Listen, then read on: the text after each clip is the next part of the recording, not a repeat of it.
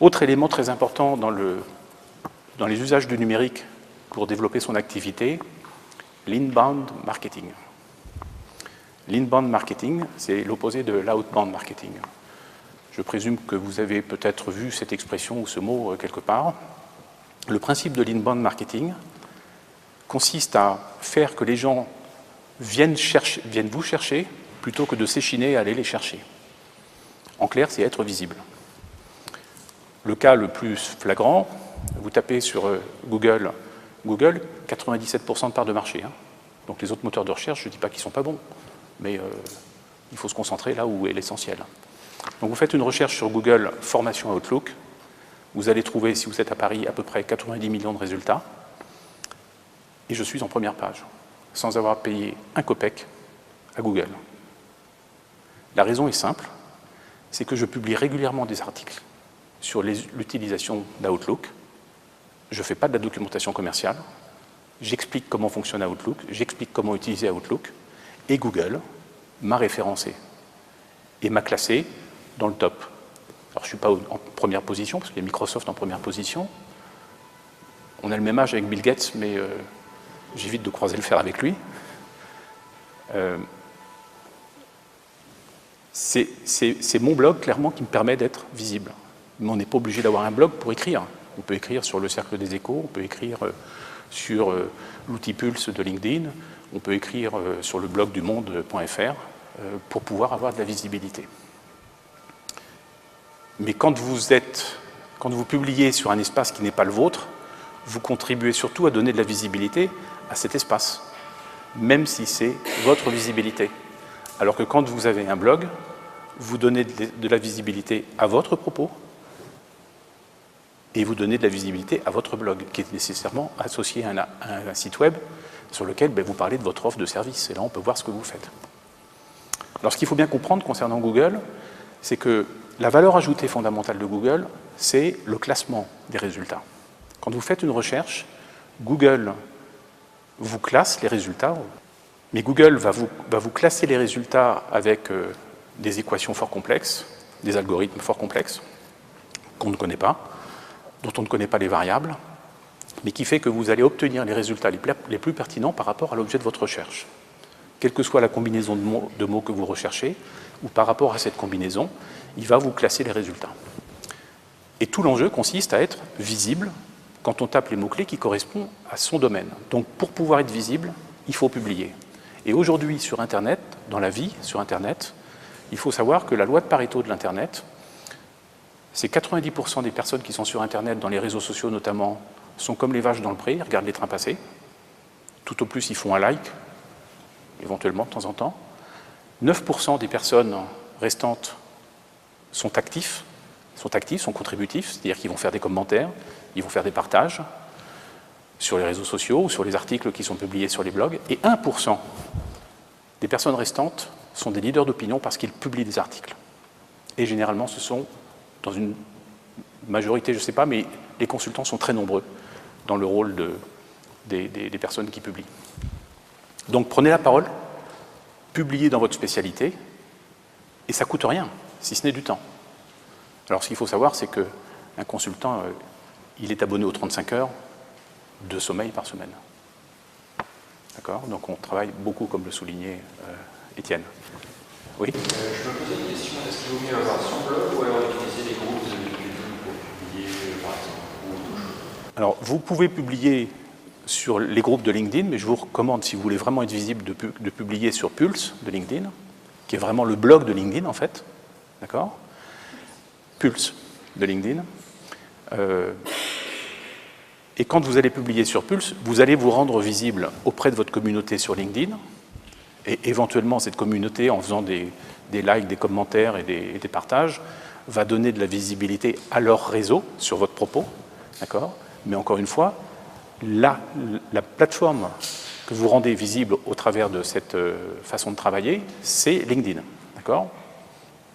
Je devrais dire d'ailleurs Microsoft aujourd'hui, depuis hier. Si vous faites la même chose sur votre blog, et vous pouvez utiliser des blogs gratuits, notamment sur Google ou sur d'autres outils, et publier sur votre propre blog. Donc ce n'est pas une question de coût d'avoir un blog. La problématique d'un blog, c'est de rédiger des articles dans votre spécialité. Et ce que vous pouvez faire aussi, c'est aller sur Google et taper les mots-clés qui correspondent à votre métier, et d'analyser quelles sont les entreprises qui sont visibles et comment elles sont visibles. Est-ce qu'elles ont un blog? Comment est-ce qu'elles font? Alors, à vous de décortiquer. Comment elles font pour être visibles? Et puis, vous pouvez essayer de tourner les pages 2, 3, 4 pour voir où vous êtes. Si au bout de la 10e page, vous ne vous voyez pas, arrêtez, vous allez vous tuer, vous allez vous échiner à essayer de voir où vous êtes. Je ne dis pas que vous n'êtes pas à la 11e, mais comme il y a des milliers de pages, probablement, dans vos résultats, ça risque d'être long. D'accord? Et encore une fois, ce n'est pas parce que vous n'êtes pas bien classé que vous n'êtes pas bon dans votre métier. Mais c'est parce que vous n'avez pas pris le temps de faire savoir votre savoir-faire à Google. Et ça, c'est un élément qui est très important. Quand vous prenez la parole et que vous publiez, ne soyez pas dans une démarche commerciale frontale. On n'est pas dans le « je sais faire ceci »,« je suis le meilleur », enfin j'exagère un petit peu dans mon propos, mais le principe de la vie sociale aujourd'hui, c'est de partager avec l'autre, c'est de lui apporter une solution, de lui apporter de la nourriture intellectuelle qui va lui permettre de trouver la solution. Alors vous allez pouvoir vous dire, question que je me suis posée au départ quand j'ai créé mon blog, mais si j'écris mon savoir, je vais me faire siphonner ma compétence par mes concurrents, et puis les gens, quand ils auront lu mes articles, ils ne viendront plus me chercher pour faire appel à moi. Que nenni. Que nenni. C'est une mise en bouche. Ça leur permet de juger de vos qualités sur un point précis, mais ce n'est pas pour ça qu'ils ont toutes les pièces du puzzle. S'ils veulent avoir toutes les pièces du puzzle, il faut qu'ils fassent appel à vous. Et si des confrères vous pompent vos idées, eh bien vous contribuez à l'enrichissement national sur la thématique qui est la vôtre. Mais c'est vous qui restez leader. Ce n'est pas les autres qui prennent le leadership. Donc n'hésitez pas à publier. Un consultant, quand il publie un bouquin, et il y en a quelques-uns, vous en avez sans doute probablement lu, peut-être même écrit, un consultant, quand il écrit un bouquin, c'est lui qui est visible. Ce n'est pas celui qui lit le bouquin qui va être visible. Et accessoirement, celui qui lit le livre et qui va se nourrir du contenu, du propos de ce consultant, qui est expert dans son domaine, eh bien, il va s'enrichir lui-même, mais il ne sera jamais autant expert que celui qui a écrit un bouquin. Parce que quand vous écrivez un bouquin, vous vous creusez la cervelle pour vraiment détailler, développer, et par le fait d'écrire, vous avez une compétence qui devient de plus en plus forte, en fait. Et non pas qu'elle soit inaccessible aux autres, mais vous mettez la barre beaucoup plus haut, en fait. Donc, quand vous publiez, donc quand vous faites de l'inbound marketing, c'est-à-dire que vous vous rendez visible, il faut garder à l'esprit quelles sont mes cibles et comment est-ce que je peux les atteindre. Où sont-elles, ces cibles? Alors, vos cibles, il y en a 4 grandes familles. Vos suspects, les gens que vous ne connaissez pas et qui ne vous connaissent pas. Vos prospects, les gens dont vous avez les coordonnées, que vous avez rencontrés ou eu une fois au téléphone, ou avec lesquels vous avez échangé des mails, ou éventuellement avec lesquels vous avez échangé sur les réseaux sociaux, et que vous avez qualifiés, c'est-à-dire que vous savez qu'est-ce qui les intéresse et comment les atteindre par une adresse mail ou tout simplement un numéro de téléphone mobile. Et puis ce qui devient le plus en plus important, notamment dans le conseil, ce sont vos prescripteurs. Les gens, votre réseau, votre carnet d'adresses, qui vous connaissent et qui vont vous recommander. Et cela, il faut qu'ils vous connaissent sur le bout du doigt. Et je vous laisserai consulter Étienne pour qu'il vous fasse une autre conférence sur l'art du pitch, l'art de se présenter en 30 secondes, pour que les gens comprennent ce que vous faites et percutent quand ils ont à vous présenter. Et enfin, la 4e famille de personnes qu'il est très important de soigner, ce sont vos ambassadeurs. Et vos ambassadeurs, contrairement à ce que vous pourriez y croire, ce sont les gens qui vont parler de vous, mais que vous ne connaissez pas. Vos ambassadeurs sont ceux qui vont lire un article sur votre blog ou sur LinkedIn et qui vont le partager avec des tiers. Je ne sais pas si vous avez déjà observé sur un blog, vous avez 2 caractéristiques. Enfin, il y en a plus de 2, mais vous avez deux caractéristiques importantes.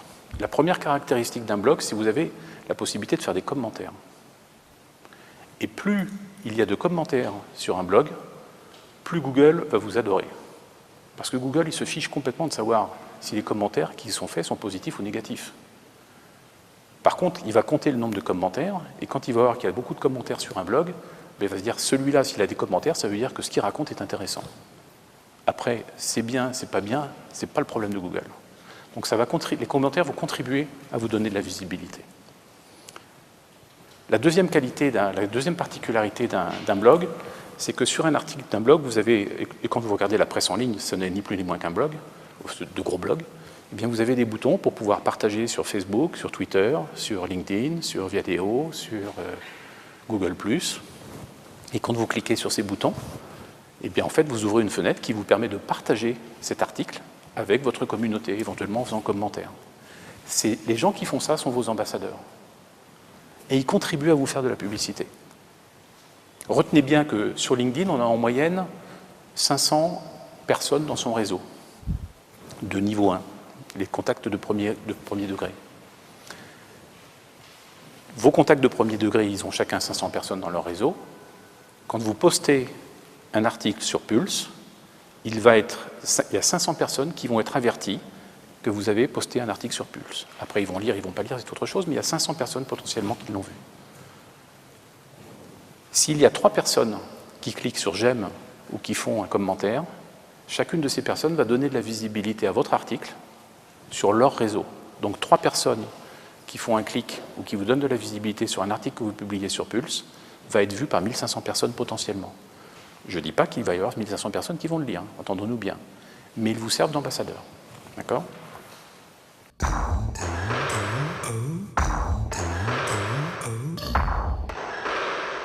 Oh.